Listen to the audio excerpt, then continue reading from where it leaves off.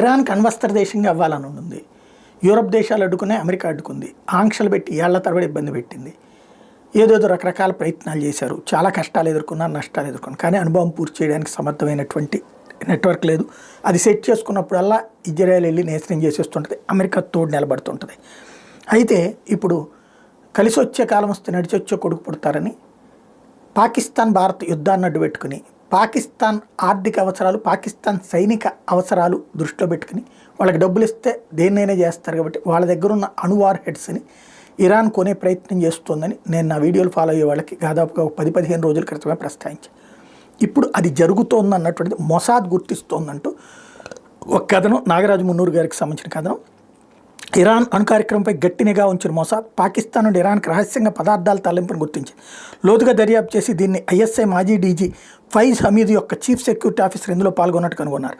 Iran అణుబాంబులో Pakistan అణుముడి పదార్థాలు కనుగొనడం వల్ల కలిగే పరిణామాల గురించి మొసాద్ ప్రస్తుత పాకిస్తాన్ ఆర్మీ చీఫ్కి తెలియజేసింది. అమెరికా కూడా మునీర్కి గట్టి హెచ్చరిక జారీ చేసింది. పాకిస్తాన్ మాజీ ప్రధాని ఇమ్రాన్ ఖాన్కి ఇష్టమైన ఫైజ్ హమీద్ గతంలో ఆఫ్ఘనిస్తాన్ నుండి అమెరికా వైదొలిగిన తర్వాత కాబూల్లో తాలిబాన్లతో టీ తాగుతూ కనిపించాడు. ఇంతలో సిఎస్ఓ గుర్తు తెలియని వ్యక్తుల చేతిలో హత్యకు గురయ్యాడు. ఇతను షియా వర్గానికి చెందిన వ్యక్తి కావడంతో ప్రతీకారంగా షియా ముష్కర్లు ప్రస్తుత DG ISI Asim Malik, CPO chief protocol officer రావల్సిండిలోని హెడ్ క్వార్టర్స్ వెళ్తుండగా పట్టపగల హత్య చేశారు. ఒకవైపున పాకిస్తాన్ మీద భారత్ ఆపరేషన్ సింధూర్ నిర్వహిస్తుండగా పాకిస్తాన్ సైన్యంలోని వివిధ ర్యాంక్ అధికారులు ఒకళ్ళనొకళ్ళు హత్యలు చేసుకున్నారు. అంతేకాకుండా ఈ ఘటనలో పశ్చిమ దేశాలు పాకిస్తాన్ సైన్యంపై ఎలా ఆధారపడుతున్నాయన్నది తెలియజేస్తుంది. నోట్: ఇది పాకిస్తాన్ నుండి వచ్చిన ధృవీకరించబడని వార్త.